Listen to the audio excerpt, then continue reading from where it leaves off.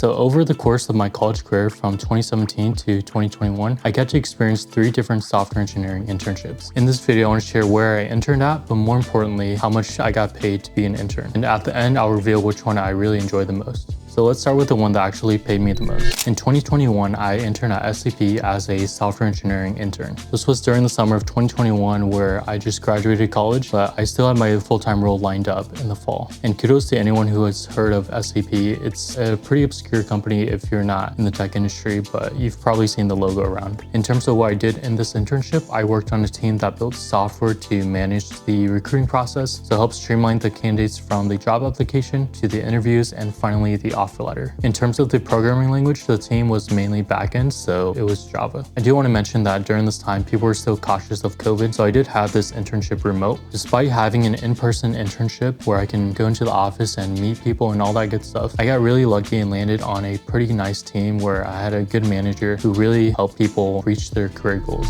Okay, so here's how much I got paid. For this internship, I was making $46 an hour, which meant I brought in $73.60 a month before taxes, which equates to a salary of $95,680. And I do want to mention that I was pretty fortunate to be in this position because I got this internship after I graduated college, and most internships you still kind of need to be in college during that time. And so this internship, I saw that it was more of a way for me to earn some more income before my actual full-time job in the fall. Next, in 2021, I had the unique opportunity to intern at Cisco as a software engineer intern. So to give a quick background about this unique opportunity, I was scrolling through Handshake, which is a job board for students, and I stumbled upon this application and I just applied to it quickly and moved on to the next application to apply, to be honest. And later I received an email from the hiring manager that they wanted to interview. And so I did the interview, went through the whole process, and finally got an offer letter. But the really unique thing about this internship was that it wasn't during the summer and it was part-time. They wanted me to start the internship in the beginning of 2021 and make it part-time, so I was still in school during the time. And being a broke college student at the time, I decided to take the offer, and this was actually my first step into big tech. In this role, I was working remotely at the peak of COVID, and I happened to be more of a software engineer intern for a data analytics team, and they wanted to construct a graph database to find points of failures in their supply chain.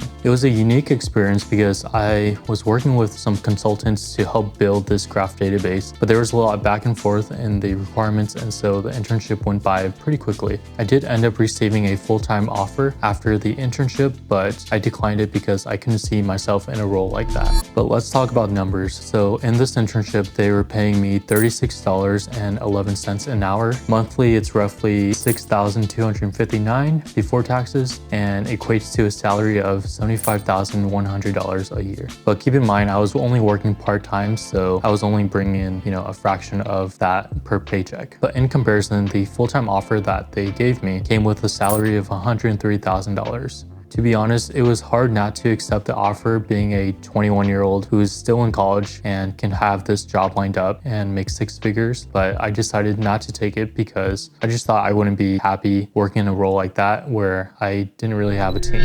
Okay, so this last internship paid me the lowest and isn't even in the same ballgame as the other 2, but this internship became a big highlight in my life. So in the summer of 2019, I had the privilege to intern at a church called Life Church as a software engineer intern. And for those who don't know, Life Church is a pretty big Christian church that has many locations across the US, mainly in the Midwest. And their main campus is in Edmond, Oklahoma, which was where I spent the summer of 2019. I was very surprised on how modern their technology was. For example, during this internship, I was load testing their APIs, which is basically sending tons of requests to make sure their APIs are resilient. And I did this using Python scripts, Docker, and Kubernetes. This internship was before COVID, so this was actually in person. I really loved the people on my team. They're friendly, kind, and easy to talk to. And I also got to meet a lot of interns and really bond with them over lunch and intern events. But getting back to the numbers, as an intern at Life Church, I was getting paid only $10 an hour. I know it might sound crazy, but the minimum wage in Oklahoma is only $7.25, so it didn't really sound that bad. had. And when the opportunity to intern here came up, I was pretty desperate because I really wanted experience as a student. But overall, this internship was a huge highlight in my life. The best part was actually the people. I got to work with some seriously smart, kind individuals who really pushed me to be the best version of myself and really cared about where I wanted to go in my career. Plus, I was able to work with the latest tech, code in my main language, and pick up some Ruby along the way as well. And even though the pay was $10 an hour, it was definitely worth the experience. So these were my internships and how much I got paid. If you're at a time where you can apply for internships because you're in college or higher education, I cannot stress enough to apply for them and really go for it, because you're at a time in your life to really only qualify for these unique positions in the industry that you're a part of. And to be honest, I wouldn't have gotten these internships if I wasn't in college or higher education. And so yeah, definitely take your time to apply for these internships and really try hard throughout the interview process. If you're still watching at this point, I really appreciate it. I hope you learned something, and I'll see you in the next video.